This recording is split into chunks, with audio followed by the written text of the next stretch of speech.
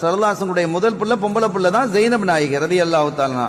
அவங்களுக்கு ஒரு பிள்ளை இருந்தது, முதல் பிள்ளை உமாமா ரலியல்லாஹு தஆலா. அதான் முதலாவது பேத்தி. அந்த வீட்டுல சரதாசனுடைய வீட்டுல பேர பிள்ளைன்னு வந்தது ஒரு பொம்பளை பிள்ளை தான், உமாமா ரலியல்லாஹு தஆலா. அந்த பிள்ளைய தோள்ல தூக்கி வச்சுக்கிட்டே இருப்பாங்க சரதாசன். எப்போ தொழும்போது என்ன செய்யறாங்க, தொழுகைக்கு மேல தூக்கி வச்சுட்டு இருக்கிறாங்க. ருக்குவுக்கு சுஜூது போகும்போது பிள்ளை கீழே வந்துருமா இல்லையா, அப்படி மெதுவா கீழே இறக்கி வச்சுட்டு ருக்குவுக்கு போவாங்க, சுஜூதுக்கு போவாங்க. சுஜூதுல எழும்பும் போது பிள்ளையும் தூக்கி வச்சு தோல்ல வச்சுக்கிடுவாங்க. யோசிக்கிறோம், வணக்கம் என்பது அல்லாஹ்விற்கு, அதே சமயத்தில் இதயத்தில் குழந்தைகளுக்கும் இடம் உண்டு என்று சொல்லி தந்தவர்கள் வள்ளலம் கண்மணி சரதாசன்.